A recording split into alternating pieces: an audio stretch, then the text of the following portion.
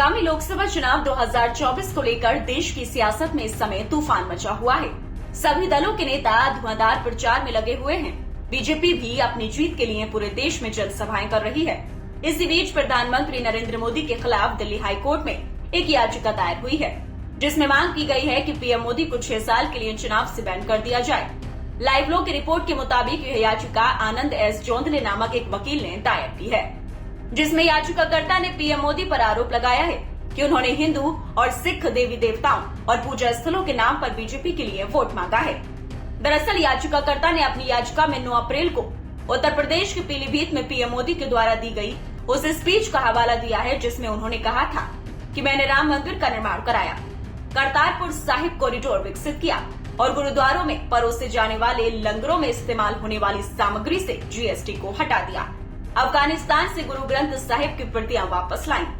PM Modi की इस speech के खिलाफ ही वकील जोंधले ने कहा कि अपने भाषण के दौरान पीएम मोदी ने मतदाताओं से हिंदू देवी देवताओं और हिंदू पूजा स्थलों के साथ साथ सिख देवताओं और सिख पूजा स्थलों के नाम पर बीजेपी को वोट देने की अपील की है। जोंधले ने हाईकोर्ट से मांग की है कि जन प्रतिनिधित्व अधिनियम के तहत पीएम मोदी को 6 साल के लिए चुनाव लड़ने से अयोग्य घोषित करने के लिए इलेक्शन कमीशन को निर्देश दिए जाए। लाइव लो की रिपोर्ट के मुताबिक याचिका में कहा गया है कि निष्पक्ष चुनाव के लिए चुनाव आयोग की तरफ से पीएम मोदी के खिलाफ फौरन कार्रवाई होनी चाहिए, क्योंकि लोकसभा चुनाव के लिए वोटिंग की तारीख बहुत तेजी से नजदीक आ रही है। याचिका में आगे कहा गया है कि भारत सरकार के विमानों और हेलीकॉप्टरों में यात्रा करते समय प्रधानमंत्री मोदी पूरे भारत में एक ही तरह का अपमानजनक भाषण देने की फिराक में है। मोदी के भाषणों से जाति और धर्म के आधार पर मतदाताओं के बीच नफरत पैदा हो सकती है, इसलिए आदर्श आचार संहिता के मुताबिक पीएम मोदी के खिलाफ कार्रवाई की जाए।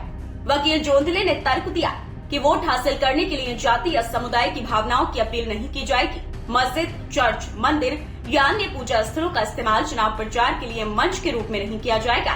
उन्होंने कहा कि पीएम मोदी ने न केवल हिंदू और सिख देवी देवताओं और उनके पूजा स्थलों के नाम पर वोट मांगे हैं, बल्कि विपरीत राजनीतिक दलों के खिलाफ मुसलमानों का पक्ष लेने वाली टिप्पणियां भी की हैं।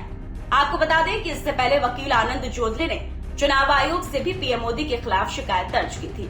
उन्होंने आईपीसी की धारा 153A के तहत नरेंद्र मोदी के खिलाफ एफआईआर दर्ज किए जाने और लोक प्रतिनिधित्व अधिनियम 1951 के तहत उन्हें 6 साल के लिए चुनाव से अयोग्य घोषित किए जाने की मांग की है।